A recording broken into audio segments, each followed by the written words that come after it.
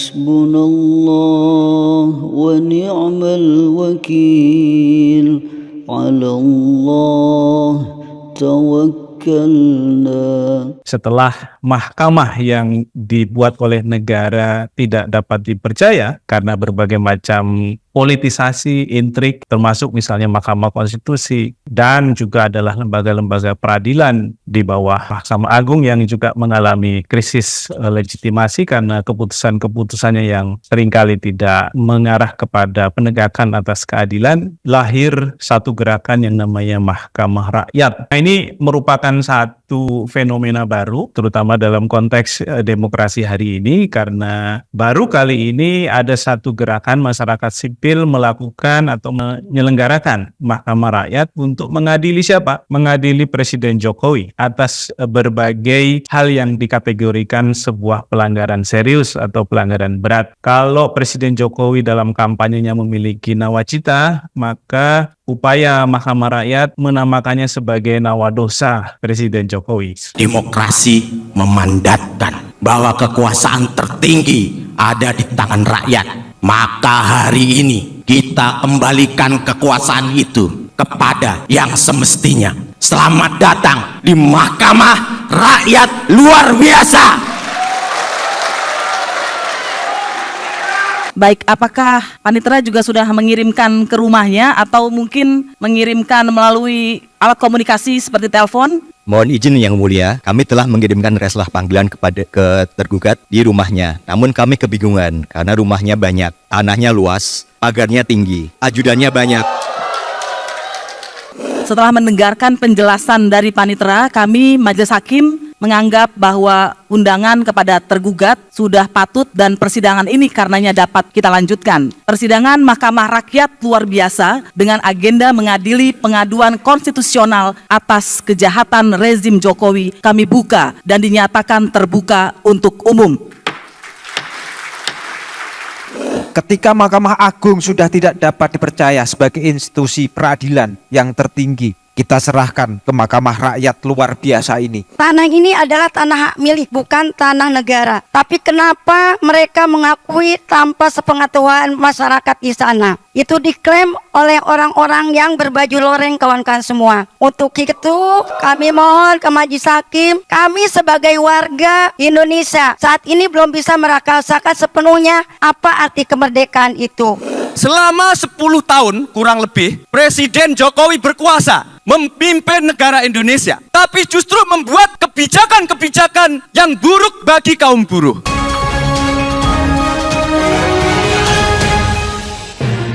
Jokowi akan diadili Mahkamah Pengadilan Rakyat. Sutoyo Abadi.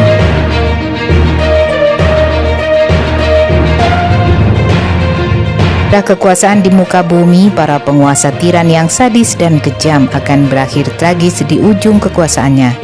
Rintihan Raja Louis XVI saat kepalanya akan dipenggal oleh rakyatnya terdengar masih membela diri. Aku akan mati dalam keadaan tak bersalah terhadap semua tuntutan yang diarahkan padaku. Aku memaafkan semua yang bertanggung jawab dalam kematianku. Ini sekilas cerita ulang oleh dosen politik UI, Dr. Mulyadi. Aku berdoa pada Tuhan supaya darah yang akan tumpah ini tidak akan pernah menodai negeri Prancis, kata Raja Louis sesaat sebelum dipenggal. Ia masih hendak melanjutkan pidatonya, namun suara drum pemotongnya tepat pukul 10 pagi 21 Januari 1793, sang Algojo mengayunkan pedangnya. Sang raja pun mati. Si pembantu Algojo mengambil kepala raja yang berdarah-darah dan mengangkatnya supaya bisa dilihat banyak orang. Itulah awal makna hak konstitusi dan hak rakyat memenggal kepala raja. Rakyat yang berkerumun sontak menyahut, hidup negeri ini, hidup republik. Lalu diikuti beberapa tembakan meletus. Badan dan kepala sang raja dimakamkan di Madeleine, Januari 1815. Potongan tubuh Louis XVI dipindahkan ke Basilika Santo Denis. Apa belum cukup pelajaran dari Raja Louis? Di tanah air, Soekarno dan Soeharto yang memiliki kekuasaan sangat besar tetap saja harus terhina di ujung hidupnya. Kini cerita serupa kemungkinan akan terulang lagi. 10 tahun Jokowi gagal mensejahterakan rakyatnya, bahkan karena ketidakmampuannya mengelola negara. Jokowi hanya mengandalkan hutang. Di mana-mana terjadi kekejaman terhadap rakyat dengan dalih untuk investasi. Rakyat tidak buta dan tuli. Mereka tahu Jokowi hanya ingin memenuhi kemauan dan memenuhi rakusnya oligarki. Rezim Jokowi mengabaikan hak-hak hidup rakyat, bahkan menyiksa kehidupan rakyatnya. Rakyat teriak antri minyak goreng, teriak harga daging mahal, teriak harga beras mahal. Penguasa dengan pongah, sombong dan kejam mengatakan, silakan merebus pisang, silakan makan keong sawah, silakan makan ubi, silakan masak enceng gondok. Dosa apalagi yang lebih besar jika rakyat dibuat miskin? Dosa apa yang lebih besar kalau rakyat berteriak justru ditanggapi dengan hinaan? Melawan kekuasaan disebut tidak nasionalis, bahkan rasis. Padahal rakyat hanya meminta keadilan dan kebutuhan perut untuk bertahan hidup. Cepat atau lambat, rakyat akan melawan dan Mahkamah Pengadilan Rakyat akan mengadili Jokowi kalau tidak hati-hati dan tetap kejam dan sadis terhadap rakyatnya.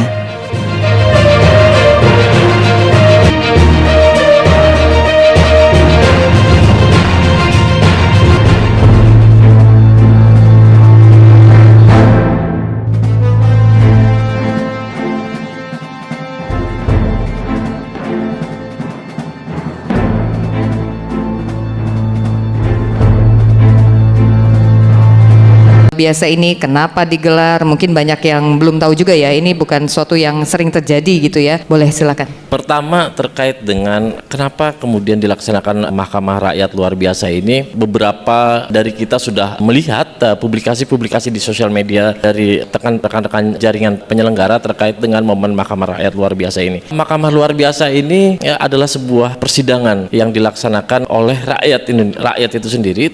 Apa yang kemudian disidangkan? Yang disidangkan adalah terkait dengan pelanggaran konstitusional yang selama ini dilakukan oleh rezim pemerintahan yang selama 2 periode ini. Mahkamah luar biasa ini merupakan ruang ataupun sebuah persidangan yang dilakukan untuk rakyat meminta pertanggungjawaban, menagih pertanggungjawaban terhadap rezim ini atas kebijakan-kebijakan yang telah dikeluarkan tersebut, malah kemudian menyengsarakan rakyat, atau yang seharusnya pemerintah mengeluarkan kebijakan yang kemudian memberikan perlindungan dan pemenuhan terhadap hak asasi manusia buat rakyat, tetapi itu tidak dilakukan oleh pemerintah. Secara umum konsep Mahkamah Rakyat luar biasa ini kita dengan mempergunakan konsep constitutional complaint, modelnya seperti itu. Mungkin ini adalah sebuah ikhtiar dari masyarakat untuk kemudian tadi menagih pertanggungjawaban. Itu yang pertama. Yang kedua juga momen ini juga merupakan sebuah momentum konsolidasi rakyat terkait dengan apa yang sudah dialami oleh rakyat 2 periode ini dan kemudian apa yang akan kita lakukan ke depan. Momen ini bukan cuma hari ini saja, tetapi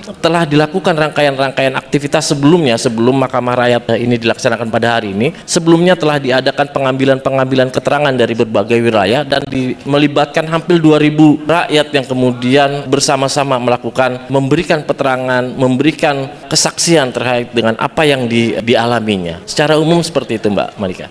Jadi sebelumnya ini sudah tanya gitu ya kepada rakyat Indonesia dimanapun sampai 2000, ada problem apa sih yang mereka rasakan ya selama 2 periode kepemimpinan rezim Jokowi. Nah, siapa aja sih yang hadir hari ini? Ya, kalau hadir pada saat hari ini terdiri dari beberapa unsur. Ada kemudian masyarakat korban terdampak yang memang tidak lokasinya tidak jauh dari Jakarta. Ada warga dari Dago Elos, ada warga petani dari Lampung yang juga mengalami konflik agraria yang selama ini mereka hadapi. Nah, mereka akan hadir di sini, dan juga ada perwakilan dari beberapa teman-teman mahasiswa dan juga yang lainnya. Di Mahkamah Rakyat ini kita ada perangkat sidang. Di sana adalah majelis hakim terdiri dari 9 orang. Majelis hakim ini merupakan perwakilan dari rakyat, dan kita memilih majelis hakim ini bukan dengan kredensial misalnya dia adalah seorang akademisi dan sebagainya, tetapi menurut kita adalah majelis hakim ini mewakili rakyat yang memang sesuai dengan paham isu yang kemudian mereka wakili, dan juga kita anggap mereka adalah sudah cukup gitu ya, memiliki kredensial meskipun berlatar belakang akademis yang berbeda. Lalu ada penggugat, terus juga ada para saksi-saksi juga tentunya, dan juga ada ahli yang akan hadir di persidangan Mahkamah Rakyat hari ini. Kalau gitu sekarang kita mau tanya ke salah satu penggugat ya, Mbak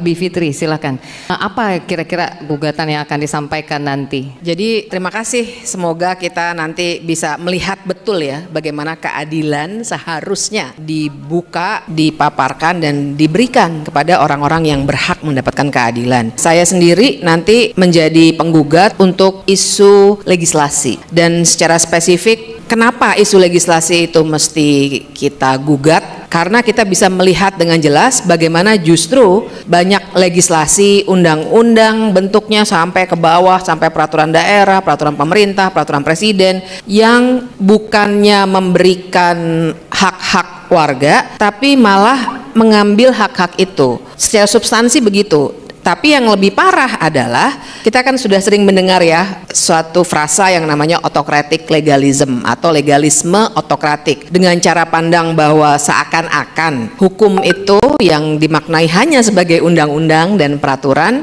itu selalu benar, maka banyak sekali tindakan-tindakan rezim Jokowi yang sebenarnya salah kemudian dikasih justifikasinya melalui pembuatan undang-undang. Misalnya undang-undang Cipta Kerja, undang-undang Minerba yang 6 hari selesai, kita bisa tertawakan itu sebenarnya, nggak ada di negara lain yang seperti itu. Kemudian ada undang-undang IKN yang juga selesai dalam kurang lebih 30-an hari, padahal itu memindahkan ibu kota ya, jadi jangan hanya lihat jumlah harinya tapi substansinya. Jangan lupa revisi undang-undang KPK 2 minggu selesai dan itu efektif membunuh KPK. Jadi memang ini isu yang luar biasa penting. Tentu saja 8 isu lainnya juga sangat penting. Jadi memang ini sudah dipilih betul karena kami ingin mengangkat dengan jelas, mengurai semua masalah yang selama ini terjadi, tapi mungkin diberi selubung legalisme itu, diberi selubung bahwa ini sudah sah maka taatlah Anda pada hukum begitu loh. Padahal hukumnya tidak adil. Nah, jadi itu yang jadi poin nanti yang akan kami sampaikan soal dosa di bidang legislasi.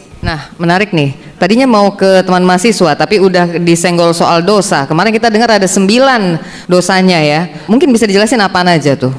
Ya sebenarnya panitia ataupun kita di tim substansi mencoba kemudian untuk mengclustering terkait dengan pelanggaran-pelanggaran konstitusi yang dilakukan oleh rejim hingga saat ini. Kita kemudian mencoba mengumpulkannya dan itu tadi kita dapat sampai kemudian memutuskan kita clustering menjadi 9 dosa itu. Nah, ada beberapa isu kemudian meskipun di dalam satu isu cluster itu banyak kemudian irisan-irisan dan juga banyak kasus di dalamnya. Kayak nomor 1 misalnya terkait dengan perampasan ruang hidup. Nah, ketika berbicara masalah perampasan ruang hidup ini akan banyak sekali kemudian kasus-kasus yang muncul dan juga kemudian terkait dengan regulasi-regulasi yang telah dikeluarkan yang kemudian memungkinkan dapat dilakukannya penyingkiran ruang hidup rakyat atas nama misalnya proyek strategis nasional dan sebagainya, sehingga ruang hidup rakyat, ruang hidup masyarakat adat itu harus terenggut dan tersingkirkan. Misalnya itu satu. Yang kedua adalah terkait dengan kriminalisasi dan persekusi. Kita melihat misalnya banyak terjadi kriminalisasi terhadap misalnya warga yang kemudian memperjuangkan haknya. Nah, terus juga persekusi yang dilakukan oleh aparat ataupun kelompok lain terkait dengan hak minoritas dan kelompok-kelompok yang terpinggirkan yang dipersekusi. Terus juga ada terkait dengan pelanggaran HAM masa lalu dan praktek impunitas, ini juga tidak bisa kita lupakan, itu juga menjadi salah satu klaster sendiri. Ada juga klaster yang tepat tadi disinggung oleh Mbak Bibip terkait dengan legislasi. Terus yang selanjutnya adalah klaster terkait dengan isu korupsi yang dimana kita tahu dimulai awal dengan pelemahan revisi undang-undang KPK sehingga kemudian melemahkan penegakan hukum terkait dengan para koruptor dan justru malah memberikan ruang perlindungan kepada koruptor. Ada lagi juga terkait dengan klaster isu lingkungan dan sumber daya alam dan juga digabungkan di dalamnya dengan solusi palsu atas pemerintah terkait dengan penanggulangan terhadap dengan krisis iklim. Terus juga ada yang nggak bisa dilupakan juga adalah terkait dengan pendidikan, terkait dengan hak pendidikan, hak terus juga penyeragaman pendidikan yang kita tahu yang hingga pendidikan yang kemudian ada saat ini kemudian ya justru tidak memang betul-betul bertujuan untuk mendidik, dan juga terkait dengan kesenjangan akses pendidikan dan sebagainya, dan juga ada terkait dengan isu hak-hak pekerja di mana memang rakyat para pekerja yang kemudian dimiskinkan dengan kebijakan-kebijakannya, terus juga pemberian insentif yang sangat besar kepada industri tetapi kemudian hak-hak pekerjanya malah dikurangi diulangi, bahkan terakhir juga kemarin ada terkait dengan kebijakan tapera dan sebagainya. Ini juga semua masuk di dalam klaster-klaster isu yang akan disidangkan pada saat hari ini. Semoga Allah senantiasa menuntun kita di jalan yang diridhoinya. Amin.